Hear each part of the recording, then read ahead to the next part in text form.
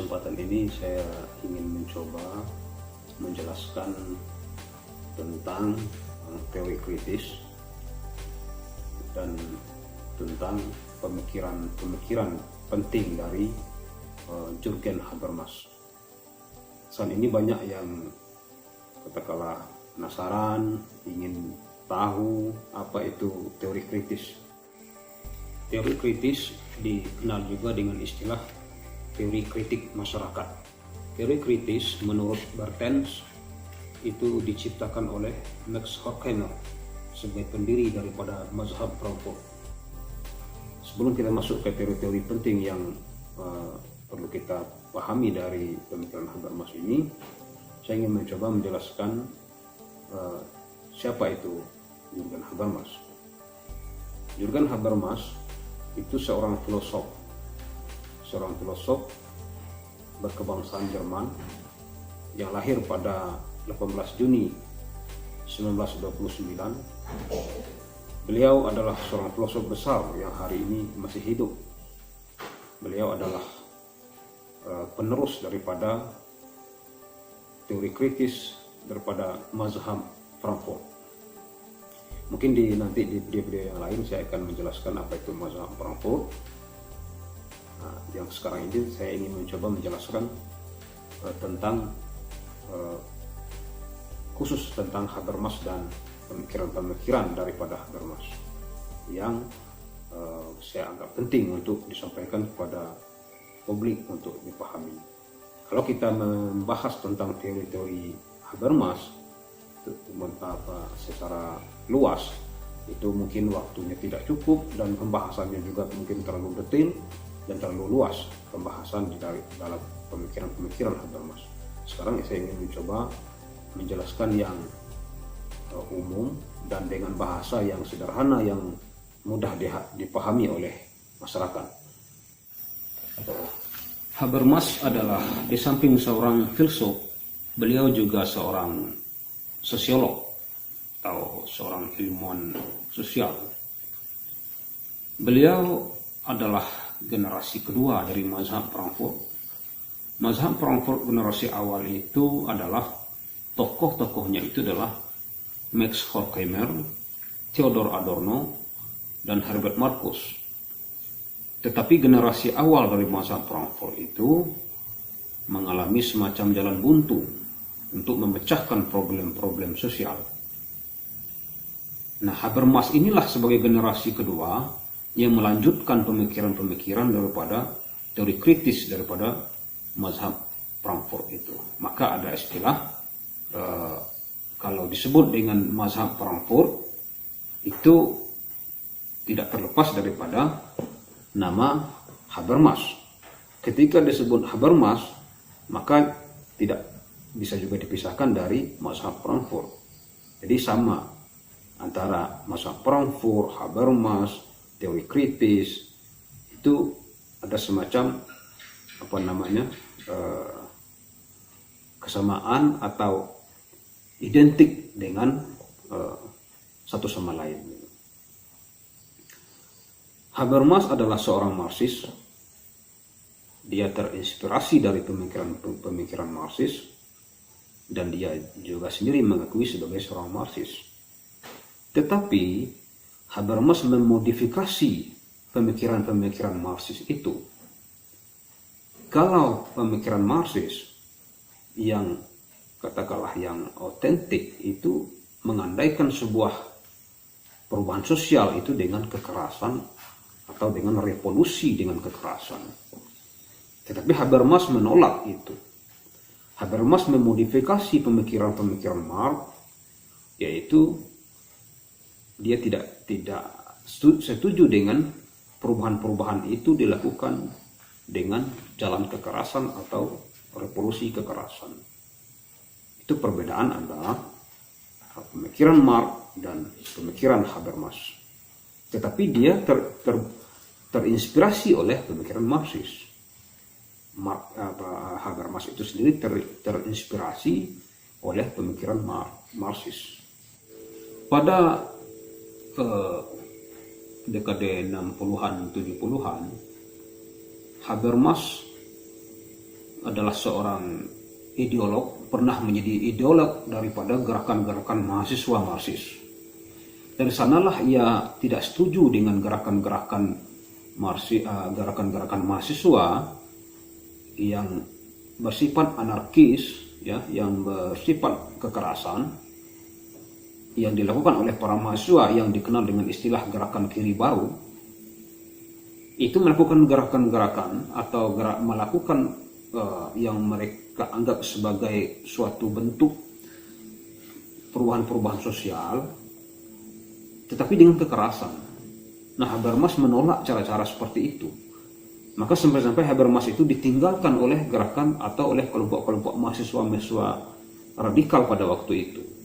Maka dia ditinggalkan oleh kelompok-kelompok yang pada waktu itu mengangkat dia atau menjadikan Habermas sebagai ideolognya, semacam pemikir daripada gerakan-gerakan mahasiswa itu. Tapi karena Habermas menolak cara-cara kekerasan, maka dia ditinggalkan oleh mahasiswa-mahasiswa yang menginginkan ke jalan perubahan sosial itu dengan revolusi. Akhirnya Habermas dengan mahasiswa-mahasiswa beraliran kiri baru itu akhirnya bertentangan, dan Habermas memutuskan untuk keluar dari kelompok atau gerakan itu. Menurut Habermas, perubahan sosial itu tidak bisa dilakukan dengan jalan kekerasan atau revolusi kekerasan. Ia menawarkan gagasan bahwa perubahan sosial itu harus dilakukan lewat yang dia kenal dengan teori komunikasi.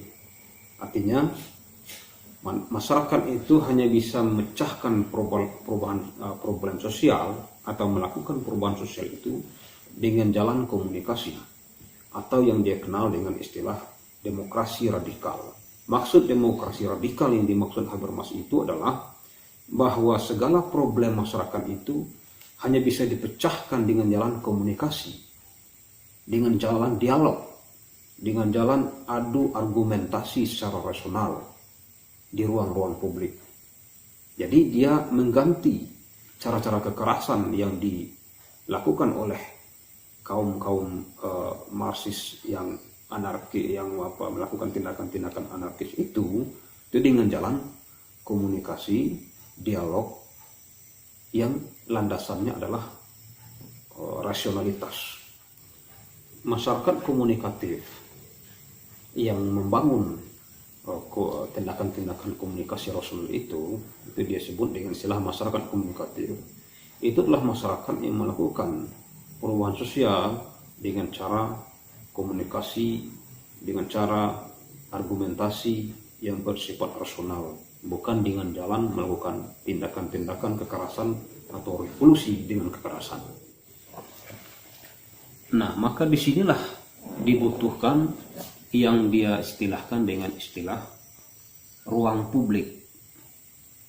Nah, ruang publik itu adalah semua wadah atau semua tempat masyarakat itu berdialog secara rasional, secara bebas dari dominasi kekuasaan. Mereka bisa adu argumen, melakukan semacam kritikan, ya, berdebat dan sebagainya di ruang-ruang publik.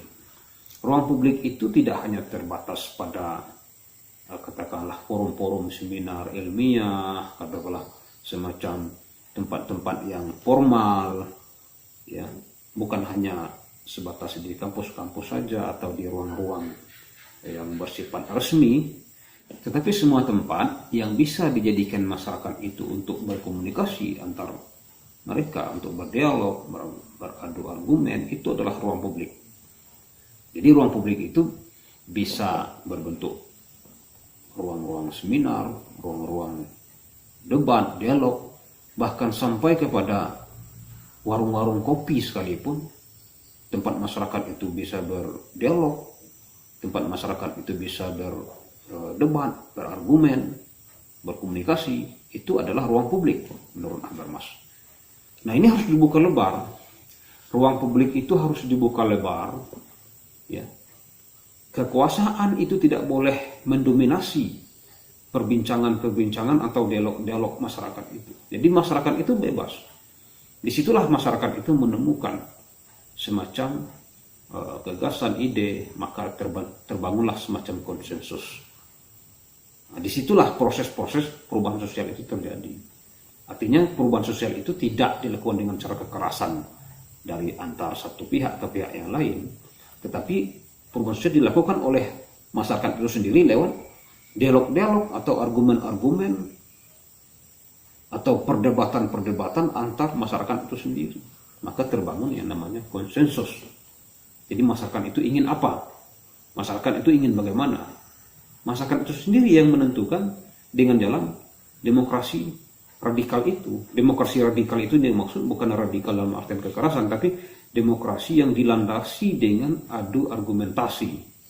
Demokrasi yang dilakukan dengan adu ide gagasan yang landasannya itu adalah rasionalitas itu sendiri. Jadi bukan dengan jalan kekerasan.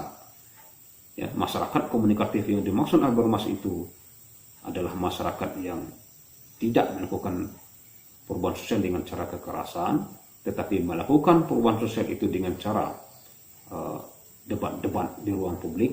Jadi itu kira-kira yang dimaksud Habermas itu dengan ruang publik.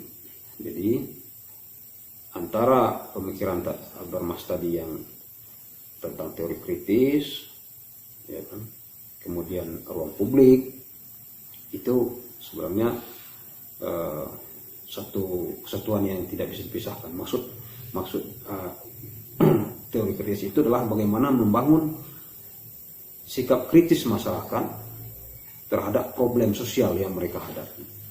Dan itu mereka harus pecahkan lewat dialog antar mereka yang berlangsung di ruang-ruang publik. Jadi perubahan sosial yang diinginkan dalam pemikiran Habermas itu adalah gerakan-gerakan yang bersifat rasionalitas, bukan dengan jalan kekerasan seperti yang pernah terjadi dalam gerakan-gerakan di sebuah negara komunis yang melakukan, misalnya pada negara Soviet pada zaman Stalin misalnya, yang seperti itu yang tidak diinginkan oleh Habermas. Dia menginginkan masyarakat itu bisa melakukan perubahan itu dengan jalan dialog, dengan jalan debat, dengan jalan adu argumentasi yang landasannya itu adalah rasionalitas.